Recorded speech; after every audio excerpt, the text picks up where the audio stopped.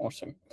Okay, so given the introduction to the TUI last week, I want to talk about just how to, frame that in your mind and you put in perspective of what you're used to and what you know today.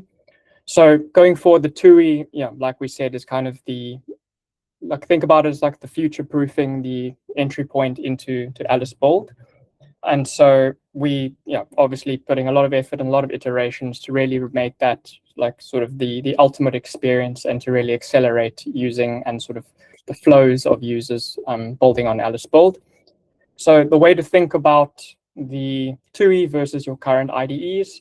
So the TUI is really intended to be a standalone sort of tool and offering, but from on the Alice Bold exchange.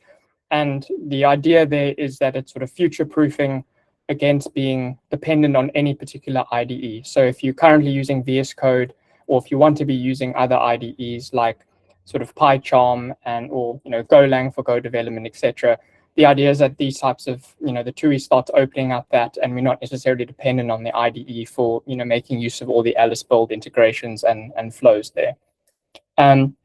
Maybe just a quick sort of perspective on what the TUI is not. So all of the current sort of admin operations, so setting up an organization, setting up a product, all the configuration is at that level, that is currently still, a console.alicex.com. That's where you go and configure those sort of things. So the TUI side of things is really once you've got a product environment effectively allocated to, you're a builder in that product, that's where you go into TUI mode and you start developing and building on AliceX. So that's, hopefully that kind of clears up as to, where to still console as AliceX come in versus now moving into the TUI side of things. Okay, great. So what I'm going to quickly do is just bring up, so a part of something that we did show last week was the builder's profile. And so part of sort of getting toward, getting this TUI set up in the most optimal way for who you are as a builder is this new concept of a builder's profile. And so I just want to sort of bring that up again for purposes of just being super concrete and clear as to what that all is. And also for sort of benefit of the recording that later on we can reference this back and a good sort of reference material for knowing what this is. So the builder profile effectively is available at this link. So I'm going to share this on the chat itself, then everybody has access to it. So the builder's profile is effectively what we are capturing around the builder and store and persist for you on AliceX on your profile.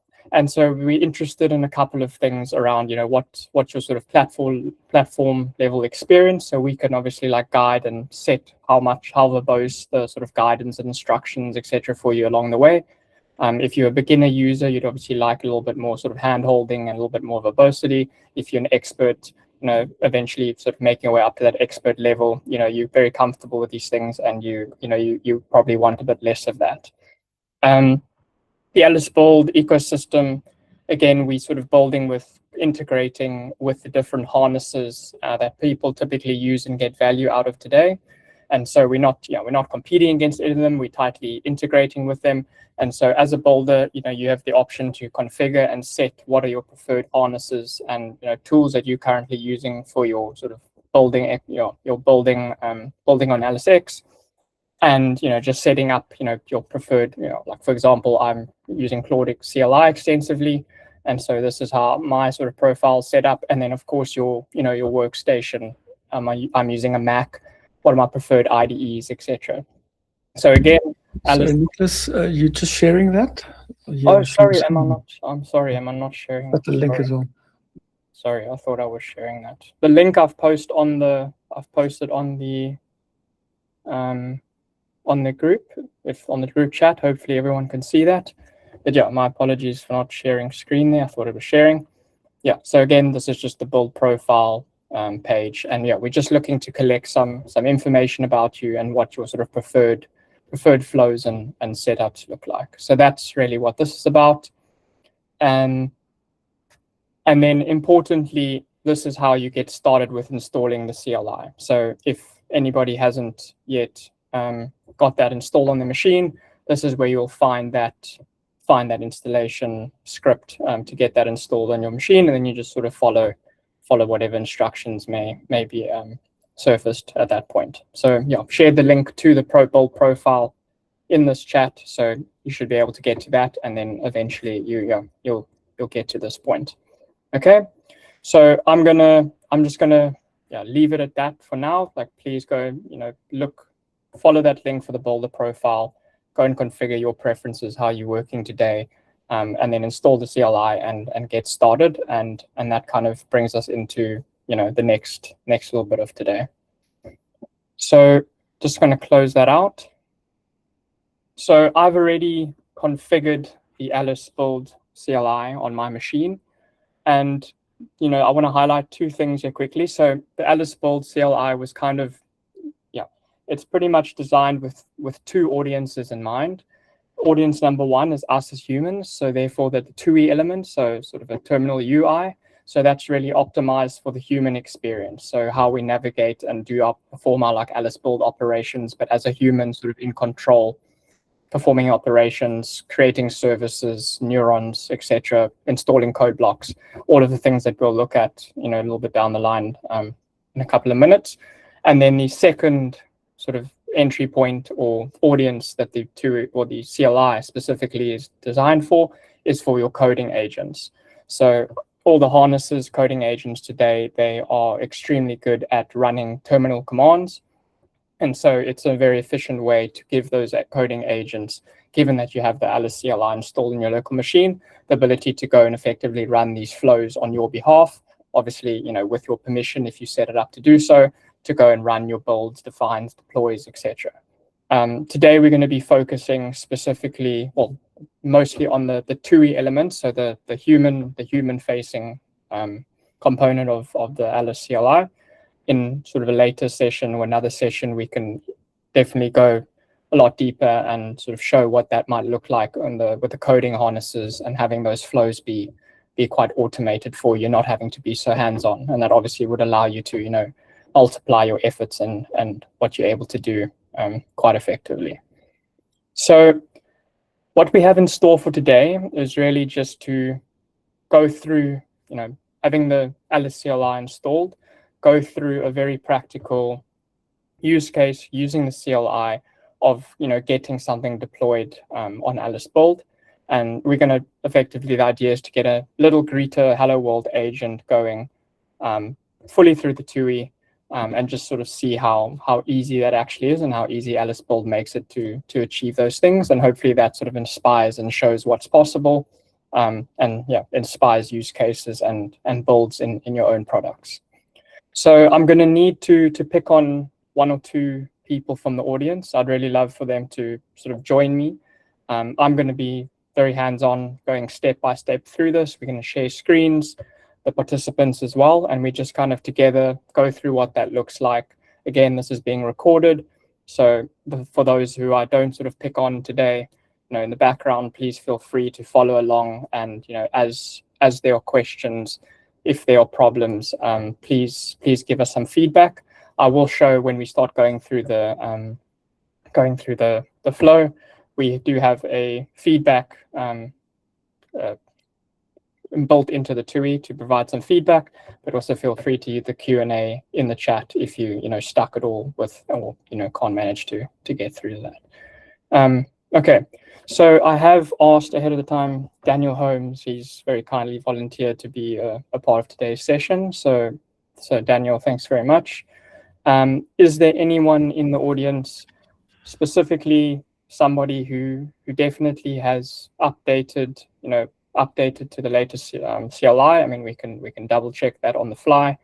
Got preferably using VS Code currently for their development, and has access to a product where they're happy to put down some code and potentially deploy it on cloud. So are there any volunteers from the audience? Maybe just a one extra person. So whoever puts their hand up, preferably not from the on the Alice team. It would be great to have someone who's external.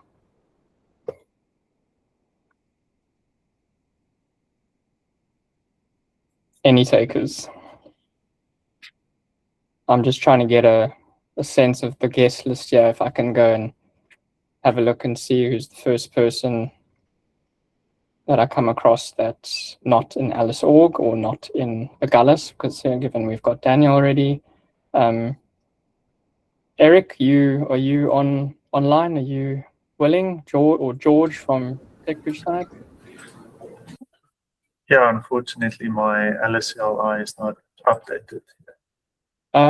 That's okay. I mean, we can update on. So Nicholas, I think for Eric, we can take that offline. We're just sorting out the Windows. Okay, Windows. Okay. With them, yeah. So Microsoft machine. Yeah, okay, so let's add another filter to that then. So Mac preferably. Anyone from next on my list? I've got sort of George, Harrison, guys from TechBridge side. Do you have anyone happy? Otherwise, James, Jerry, perhaps. I volunteer James Jerry. James, are you happy to jump in? Cursor, okay, Cursor, all right. I mean, Cursor, it's a fork of VS Code, right? Should be close enough. I don't know. Otherwise we just, if there's no other volunteers, then maybe we'll just do Daniel and I. If there's nobody else, we'll just continue. Patrick, you put up your hand. You happy to give it a go? Or is that just a question? You're wanting to ask a question? Sure. Are you happy, Patrick, to follow along? Yeah. Okay, great. You have a product that you're able to, you're happy to put some code in, like a sandbox product or something. You've got VS Code, got the CLI installed. That all good? I need to set up my setup. I need to pick the product and update the CLI. Okay. Okay. Yeah, I mean, I guess we can. It might be just for the interest of time, just to rather if we have the CLI and everything installed. So I think feel free to follow along, Patrick. I think for now, let's just Daniel, myself. Let's go ahead with that. Daniel, do you have it all installed? Yeah, okay. I've got everything installed and ready. All right. Okay, so I'm sharing my screen. Daniel, I'm going to ask if you wouldn't mind just to share your screen as well, please, and then Sure. we can get started.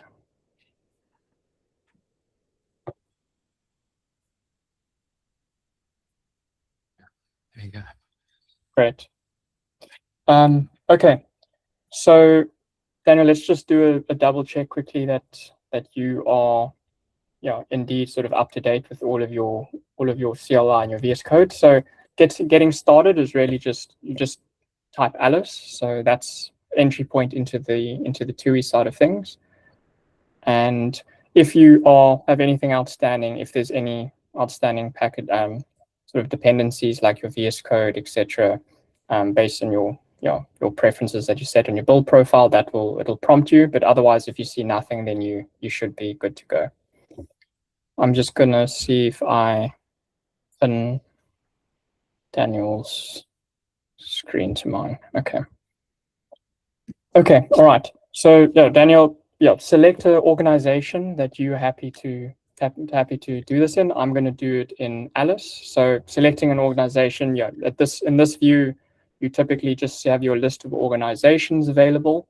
And so I've just got Alice for now. So just enter to select that organization, and then we met with our list of products. So I'm again, Daniel, just decide for your purpose, whichever you're happy in, to whichever product you want to drop this in. So I'm going to look for the ZZ project. So just a quick tip: if you want to, obviously you can navigate with your keys down the list if you want to, but just to very quickly filter down to something, the shortcut is /. If you're wondering how to know what all the shortcuts are, you just click Shift ? Shift ? and on the left-hand side, you will get a rundown of what all the shortcuts are. At the beginning, it takes a bit of time to get used to. You're obviously sort of working quite closely with that on the left-hand side, but after going through a couple of cycles of this, you get to know it and you get familiar with what the shortcuts are, and you really start, working through and getting to where you need to be quite quickly. So I'm just going to keep that open for the second. So to filter down, I'm just going to click / and then I'm going to look for my product, ZZ, and I'm just going to enter that. Daniel, are you sort of following along? Yeah. You selected your Yeah, product. yeah, I'm Great. in my product. Okay. So, okay, awesome. So the first thing that we want to do is, okay, now that we're in a product, the first thing we need to do is to create a service. So a service, effectively is, nowadays we currently refer to as a service. It's, if you've been with Alice Exchange or Alice Build for a while, we used to refer to as a neuron, but those two are equivalent. And so the first thing we need to do is put down a service, which is effectively a namespace container for putting our business logic and whatever we want to, build on LSX. So the first thing we want to do is put down a service. But as I mentioned, the Alice TUI is kind of the IDE independent sort of entry point to Alice Build. But being humans, we like file editors in front of us when we're doing these things and can see what's happening. And so Alice TUI does actually integrate with a number of IDEs. So VS Code currently, we've got sort of support for that. And so we can, at this point, given that we are ready to now start putting down our services and we want to start seeing what's happening like in our actual file system, we can open up to VS Code. And so again, just referencing the shortcuts on the left-hand side, it's capital O. So we don't necessarily need to select any given surface at this point. So yeah, let's just, before we do that, let's just create a service and then we can actually shift over to the VS Code side. So to create a service, a new service, going right to the top of the shortcuts, it's Shift+. So that's going to take you to the flow to be able to initialize a new service, and we want to create one. So we're going to create one, and then we need to give it our name. Give it a name. So already, because I'm in the alice.zz product, that's already prefixed for me, and now I just need to call it whatever I want. And so for me, I'm going to call it test dot, I don't know, not sure, let me call it Nicholas.v3. I might have a number of them already, so I'm going to go with Nicholas.v3. Daniel, feel free to call it whatever makes sense to you. Anything that you don't already have. So we just enter there, and now we've created a new service. So if we can go and filter, so I can go and look for it, and there's Nicholas v3, that's already there for me. So that's been created. So now we just have an empty container, and now we actually want to go and put some stuff down in it. So the stuff we're going to put down today is just a code block. So we've got a pre-built code block that's just a simple agent that we want to put down in that service. At this point, you're obviously free to go and open up your IDE and go and put down whatever business logic or any code block you want to. But for now, we just, for the demo purposes, we've already pre-built all the logic. There's no need for any sort of custom implementation or coding. Everything's going to be handled for us by virtue of the code block. So at this point, we've got our service created, our container. There's no sort of files or anything. So we now want to, naturally shift to our IDE so that we can, obviously start looking at what our files and etc. look like and have that experience. So the shortcut to open to VS Code with that service selected, so highlighting that particular service, you can just Shift capital O. Shift capital O, and then open in VS Code. So there's you might not always want to necessarily open in VS Code. You might want to go to terminal or whatever. But for now, we're just going to go to VS Code, and that's going to automatically open up our VS Code window for us. So that's brought us here. There we go. So Daniel, you okay? You got launched there. Okay, great. So I'm just gonna close this for now. Okay, so when we open the terminal, or when we open VS Code from our TUI side, the TUI is built to be aware of the environment in which it's running. So the TUI, when we launched from the TUI into VS Code, the TUI realizes, okay, we've in VS Code, it understands we in Alice ZZ product in my case, and so it able to open up the TUI at the correct place for us to kind of enable that like seamless continuation of from where we left off. Like this is where I am, and now I can sort of continue as I was previously, but now within this IDE environment. So nothing's really changed. It's just now aware of the fact that I'm in an IDE, and so yeah, okay. So that's kind of automated for us. So open the terminal for us. Now, Daniel, before we carry on any further, just something this is just as a a safety feature while we just work on a couple of things behind the scenes. Just make sure for me that your define and your build repos are just pulled and synced with your local, and just to be safe, like it should be fine, but just for the sake of avoiding potential issues, just if you have any uncommitted stuff that you're happy just to get rid of in your Git tree, just please do so. But if not, I don't want you to sort of get rid or get lost in stashing or anything like that at the moment. So if you feel there's stuff that lying around you can get rid of, it would be great to just have things really nice and clean. But otherwise, we can continue as is. Yeah, I have some stuff, but it's in a different neuron. So okay, great. No. Okay. We should be good to go. Okay. So now we've opened up our IDE. Maybe something I just want to point out, just some changes to be aware of. You might notice that on the VS Code side of things now, our workspaces that we're showing here are now the top level define and product level. If this just is easier for a number of sort of practical reasons. If there's sort of really strong opinions in favor back towards the service, i.e. neuron level workspaces, please send that feedback. It'd be good to hear what the consensus of that is. But for now, this is kind of what we're going with at the moment. Okay. So Daniel, what we need to do now is, we've got our service. And so the next thing we want to do is we want to get a code block installed into that service. So, okay, given that the IDE opened for us where we need to be, I'm going to go down to the list of services in my product and find the one that I just created a second ago, which was actually Nicholas v3 and whatever you called your one. Okay, so we've got our service selected. Now again, just if you're not familiar, you can shift question mark, and it will open up the shortcuts for where you are. So just spend some time in this getting familiar. But one of the shortcuts that we have available is for blocks.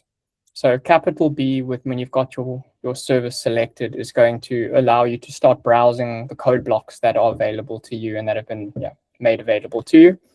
So we just shift B with that service selected, and it's going to open up this browser for our code blocks. So all the code blocks that you have access to, as well as their sort of installation statuses in your particular service, will be visible here. And then we're just going to go look for the demo greeter agent now, if you can just find that on your side. Okay, and so that's what we need. So when we have that found, we can just enter there, select it, and then we select the latest stable version. So that's just going to look at all the code block versions and install for me the latest stable one. So select, and then there are some default specified way we actually put this down in the service. So the default is just at the root level with respect to your service container. So if it's sort of service/v1, then it will just be, the code block will be placed at that root level. So let's just stick with the default suggested value at this point. And now we pray to the demo gods that that our code blocks install successfully. So this can take just a minute or so. Yeah, so up until the just maybe recapping up until this point while we wait for that. So got our TUI sort of initialized. We have a given product or org and product space available. We created a new service in our product. Once we'd done that, we switched from the TUI over to the sort of in-context VS Code. So VS Code sort of, or TUI aware of VS Code, and we got to this point, and now we wanted to go put down some infra and some actual logic, our little agent into our Neuron/service.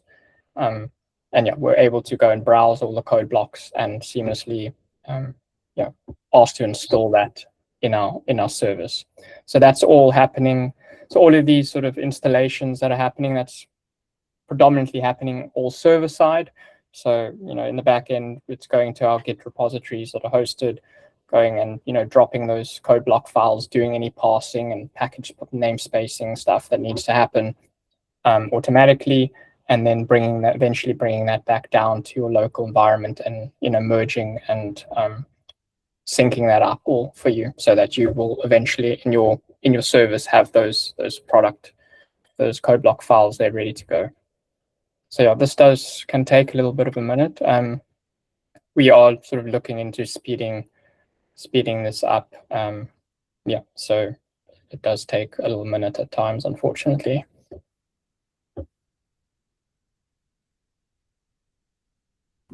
Just out of interest, were there any other members on the call deploying into LSZ?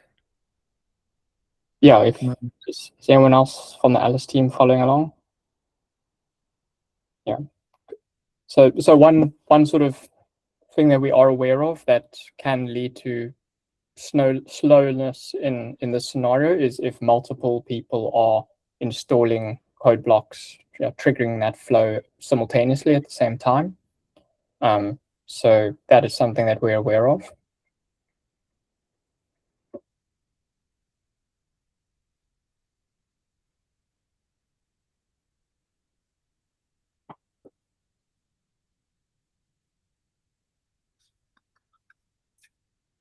Yeah, guys, as Martha pointed out, feel free to use the chat for any feedback.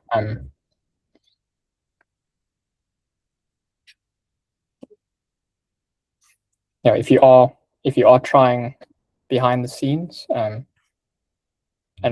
running into that it's maybe taking a while, or if not, please let us know. It'd be good to know how good things are faring.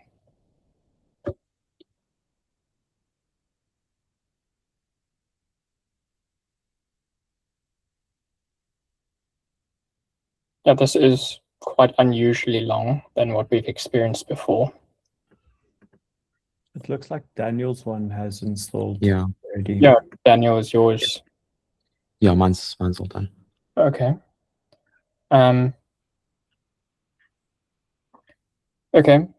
Maybe what we can do. I mean, mine might catch up in a minute or so. We'll see. I'm happy to try and just guide you through, Daniel. But it would be great to follow along. Cool. Okay. Okay. There must be some other issue. With the code block installation side on the server side. So we can quickly just jump from this into something. I can jump into one of the agents that I deployed earlier, so that we can just sort of get unblocked here. Okay, so Daniel, given that you have now installed code block, what that's done is obviously put down. So I will just, maybe if you want to just open up your file explorer to just make sure that everything's there as it should be. So if you go to your Neuron or your service, wherever you would have put your files, you will hopefully see that the code block has now put you down, at least in the build, on the build repo side of things, put you down an agent folder with a couple of files, and obviously your infra, which is sort of still there as it always was, and then a make file. So I'll we'll get to this just now, what that make file is all about. And then obviously on your define side, Daniel, just also confirming that you see your protos as well that have been dropped. So It's just tools.proto. it's just a tools.proto, yeah. So it's just the single proto file. Yeah, I see that. Yeah. Awesome. Okay, so now that that's done, okay, so we've got our files, everything's there where it needs to be. So in order to get our agent actually running, we need to have some definitions available. So we can't install our dependencies, etc., before our definitions are available. And so what we want to do first, before we try and run anything, get to running anything, is actually run our define. So if we just look at our shortcuts here on our TUI side of things, so the shortcuts on the left-hand side here, so D, small d is for define, so that will run the define only. And then there's also capital D, which is define and upgrade and install your packages. So, if you really just want to run define and not have, the install being done automatically for you after that, then you can just run small d. Otherwise, we can just run capital D and then it's kind of automated. So let's just go with that. So just shift D for capital D on your service, and that will then run, or that'll ask you which select a commit that you want to define. So just do this sort of based on the latest commit, and that will then generate your artifacts for you. This should be really quick.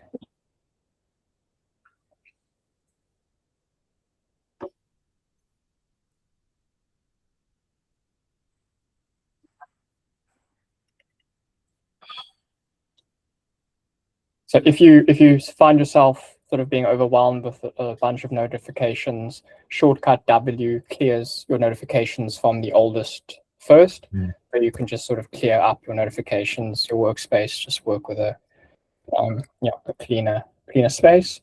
And on my side, Daniel, are you running into issues? Yeah, I'm seeing some forbidden issues. Daniel, can you check the product grants? Yeah, you probably just need to refresh that product. I'll do that now.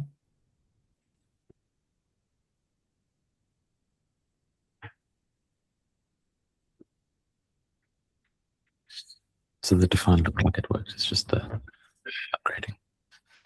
Okay.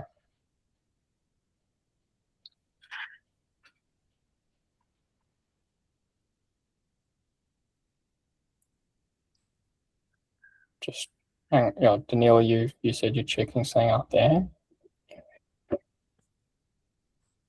Yeah, otherwise, Daniel, just in the meantime, just try an I, just lowercase I. That will just install packages. It will be the same. Yeah, it should be the same. I don't imagine it'll be different. Yeah. Okay. So I kicked off the sync, so it's just related to our new artifact registries and the but are there any cross product imports here? Yeah. Not for this block. Not in this code block. Not in the code block, but it looks like there is in the product that he's working in. Yeah, there are some in the product.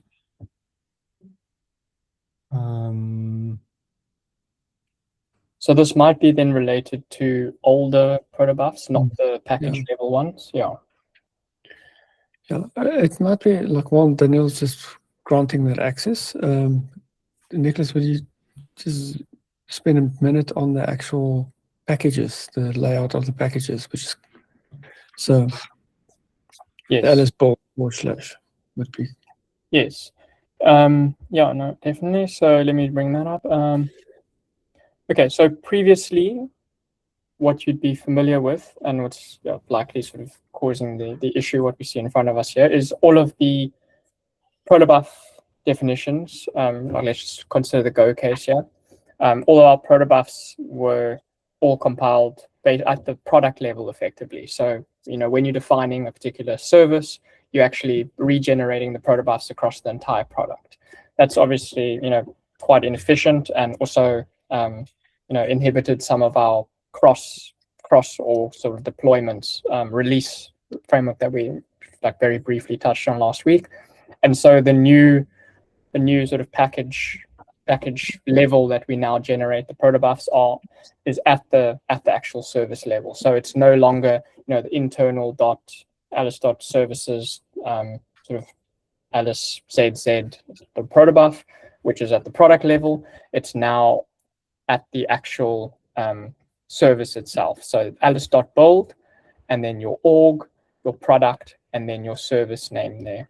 So that is then all you're pulling in there is the service protobufs that you require for this particular service. If you had this particular service integrating with another service in your product that you require the definitions for, you would obviously just go and insert another import here and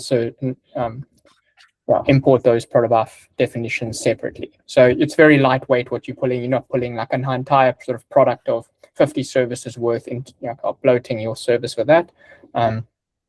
Very lightweight and very compact and containerized. I don't know, Jan, if there's anything beyond that you'd like to comment on or. Yeah, and the define is obviously very specific to just that package on that service. So which means that if you click define, it should be 10 seconds, maybe 15, to actually completely define and install, because you just it's very lightweight. We're still tracking the the previous version of our artifacts. So even though define might show it's still running, you'll see the artifacts, the actual Go, Python, TypeScript, or ECMAScript being marked as done, and the installation for those, like Jan said, kicking off. But just for now, while we're moving over, the define operation will still show as busy while it's waiting for the product level previous version ones to also complete. Yeah. I mean, as you saw when I kicked off, kicked off the define step early on, it was really quick. And it's because it's, only dealing with those specific dependencies. So that really, makes your define, your flows there a lot quicker as well. Yeah.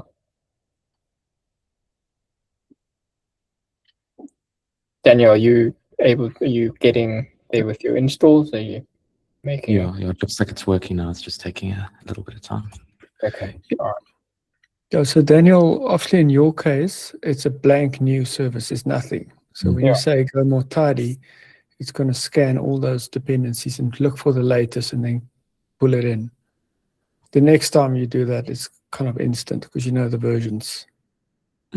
So it's just the day one.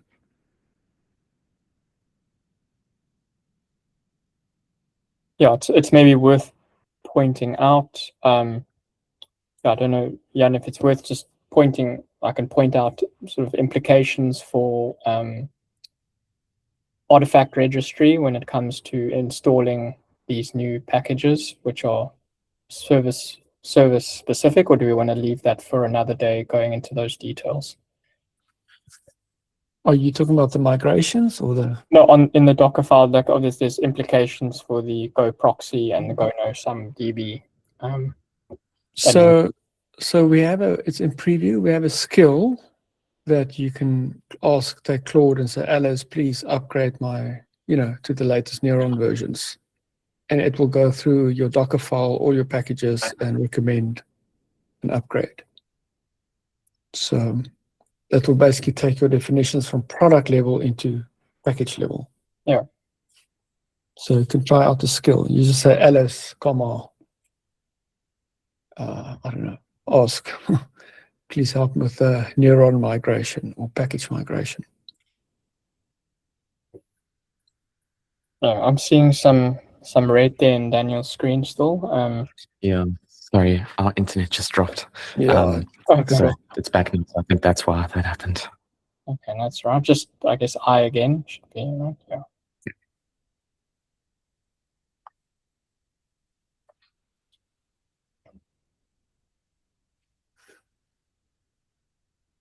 it's not a true live demo without some interesting color and flavors. So Yeah.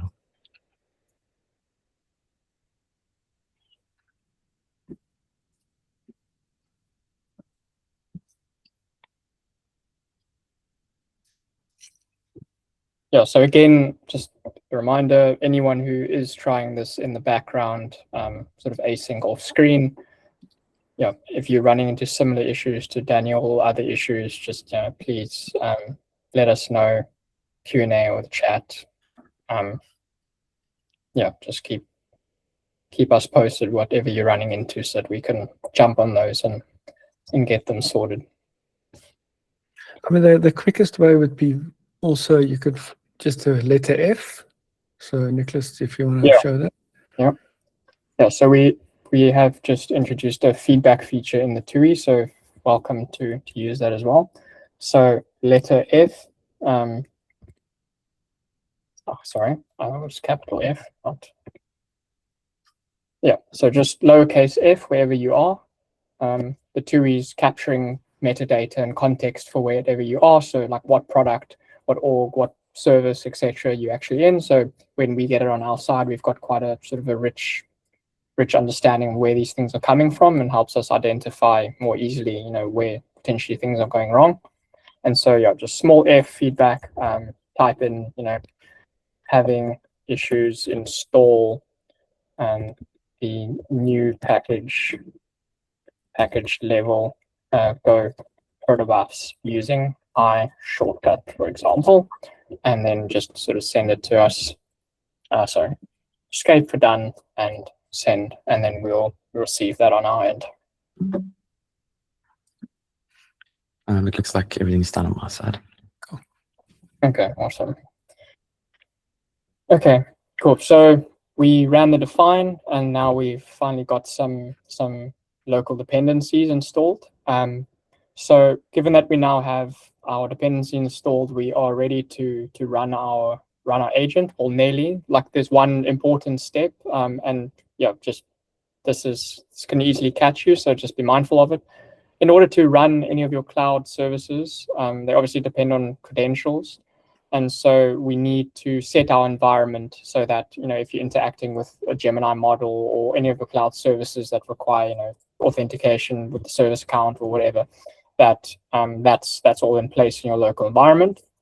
And so, and to do that, deployment environments are basically the columns in your service view. So you can use the navigation keys. In this case, I've just got one single deployment. Daniel, you're able to see that. So we want to be able to now select which environment we are in. So if you're building things out for the first time, most likely you're in a development environment, and that's what you'd want to set when you're experimenting with these things. And so once you've got your environment set, then you just select E.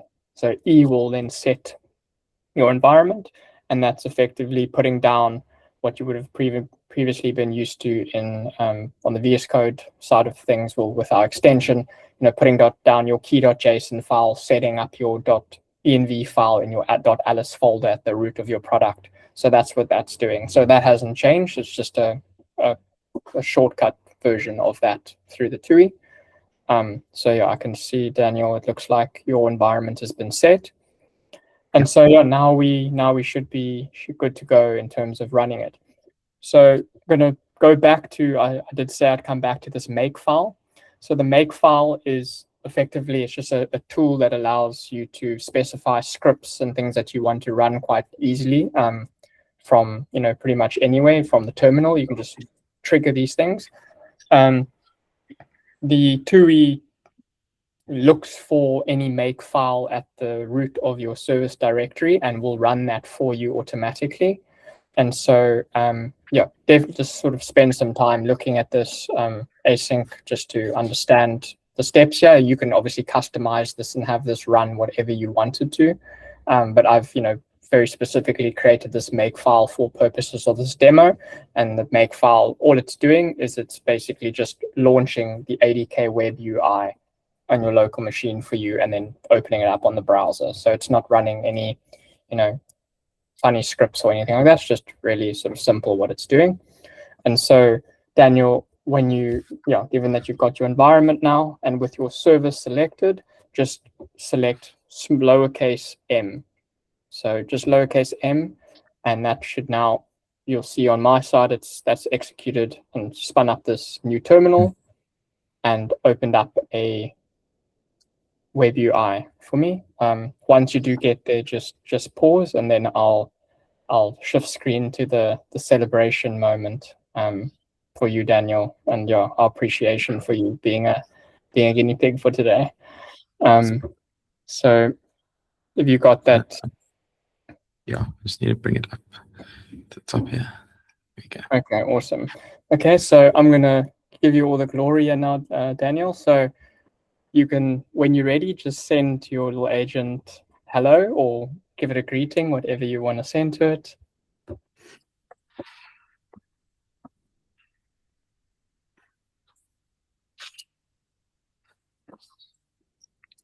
Yeah, our agent platform API is not enabled in the project. Okay. All right. Okay. We haven't deployed any infra, so that's a nice one. Okay.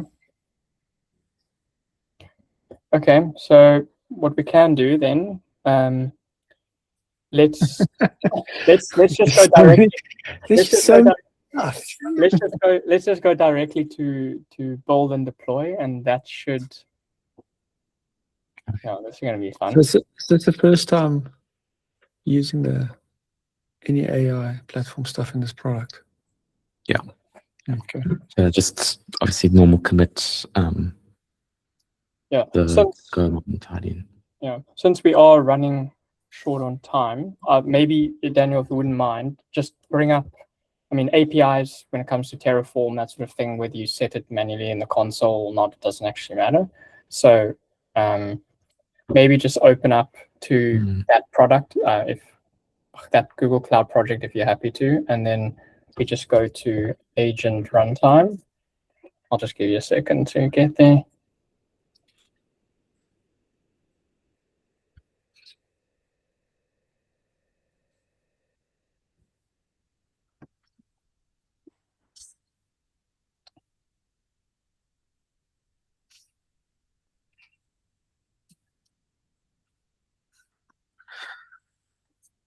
Let's just get it open.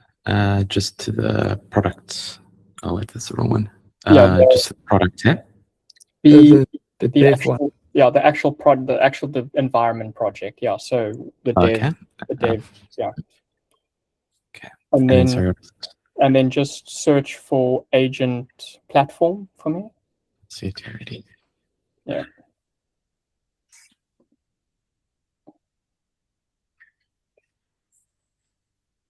Okay, and then that enable APIs, just on the top right there.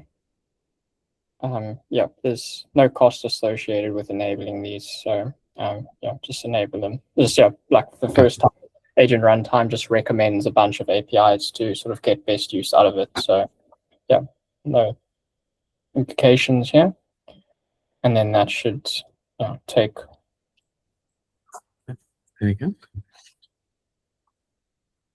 Okay, happy. Okay, so let's try that again. So maybe just if you still got that window open in your browser, Daniel? Yeah, so just maybe reload that, just refresh it. Okay, cool. And then you can just, when you're ready, there we go. Okay, just send hello.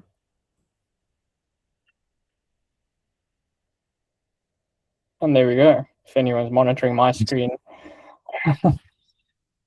Daniel, there we go. Your greeting came through onto the web UI. So your agent connected up to the demo system, and given that it's sort of Go, super performant, super lightweight, super quick, and there's your sort of hello world greeter agent up and running.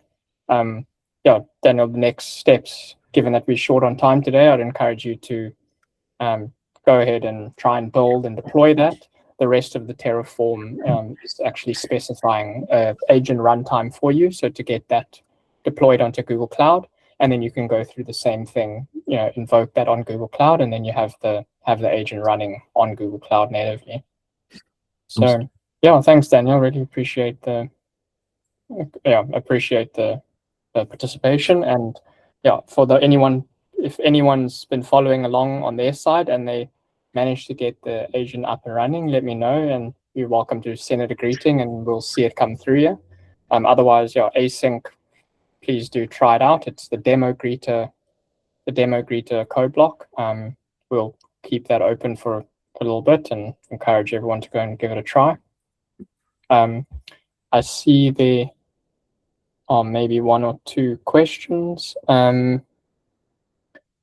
Let's see, how do you select a deployment environment equivalent to VS Code, selecting product? Okay, okay, so I think we've covered it briefly, but we might have just gone through that quite quickly. So very quickly, I'm just going to close this to just make it a bit bigger. When you have your service selected here, environments sit in the column level. So just use your navigation keys to navigate between your environments. If you have multiple here, you'll have multiple columns. And then lowercase e will then set that environment. And what that's doing, again, equivalent to what currently we have the .alice folder with a .env file in it, and it will set your key.json file, so all your service account credentials are sort of valid for your local development environment.